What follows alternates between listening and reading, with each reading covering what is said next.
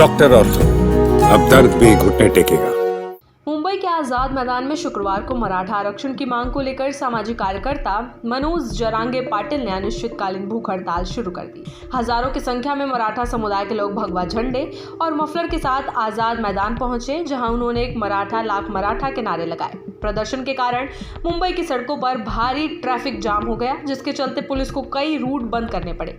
मनोज जरांगे पाटिल ने जनसभा को संबोधित करते हुए कहा कि उनकी आखिरी लड़ाई है और जब तक मराठा समुदाय को कुनबी का दर्जा नहीं दिया जाता तब तक वो मुंबई नहीं छोड़ेंगे। उन्होंने साफ शब्दों में कहा कि चाहे उन्हें जेल में डाला जाए या गोली मार दी जाए, वे इस बार पीछे हटने वाले नहीं हैं। जरांगे ने कहा, मैं अपनी जान देने को तैयार हूं, लेकिन बिना अधिकार लिए यहां से नहीं जाऊंगा। मराठा समाज को ओबीसी के तहत आरक्षण चाहिए और अब ये अधिकार लेकर ही रहेंगे। इस आंदोलन को लेकर पूरे महाराष्ट्र से बड़ी संख्या में लोग मुंबई पहुंचे।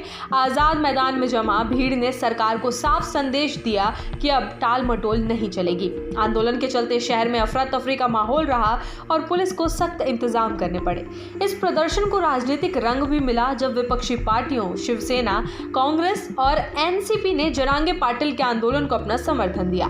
इन दलों के नेताओं ने कहा कि सरकार को अब मराठा समुदाय की मांगों को गंभीरता से लेना चाहिए और जल्द से जल्द समाधान निकालना चाहिए। हालांकि मुख्यमंत्री एकनाथ शिंदे ने विपक्ष पर निशाना साधते हुए कहा कि स्पष्ट हो चुका है कि मनोज जरांगे के कंधे से कौन गोली चला रहा है। उन्होंने कहा कि राजनीतिक लाभ के लिए कुछ दल इस आंदोलन को हवा दे रहे हैं, लेकिन इससे ना तो उन्हें कोई चुनावी फायदा मिलेगा और ना ही मराठा समाज को न्याय मिलेगा।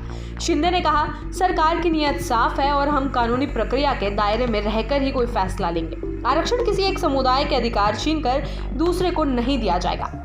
उप मुख्यमंत्री देवेंद्र फडणवीस और अजीत पवार ने भी इस मुद्दे पर बयान दिए। फडणवीस ने कहा कि सरकार मराठा समाज की भावनाओं को समझती है, लेकिन ओबीसी आरक्षण के मौजूदा ढांचे के साथ छेड़छाड़ नहीं की जाएगी। वहीं अजीत पवार ने कहा कि राज्य सरकार इस मुद्दे को सुलझाने के लिए गंभीर है। उन्होंने बताया कि इस मामले पर बातचीत के लिए राधा कृष्ण विखे पाटिल की अध्यक्षता में कैबिनेट समिति का गठन किया गया है, जो सभी पक्षों से बातचीत कर समाधान निकालने का प्रयास कर रही है। पवार ने यह भी जोड़ा कि हर नागरिक को शांतिपूर्ण विरोध करने का अधिकार है, लेकिन कानून और व्यवस्था बनाए रखना भी आवश्यक है। उन्होंने उम्मीद जताई कि जल्द ही कोई सकारात्मक समाधान सामने आएगा।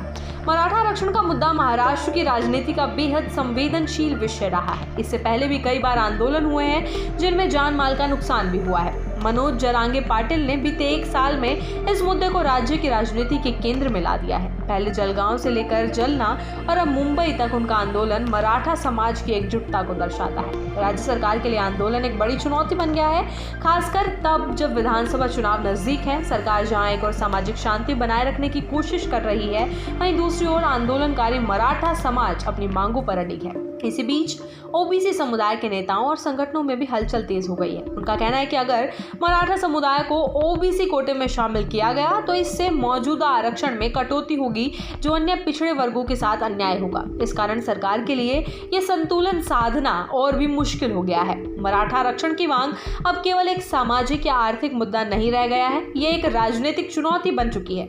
मनोज जरांगे पाटिल के नेतृत्व में हो रहा यह आंदोलन आने वाले दिनों में महाराष्ट्र की राजनीति की दिशा तय कर सकता है। डॉक्टर ऑर्थो, अब दर्द भी घुटने टेकेगा।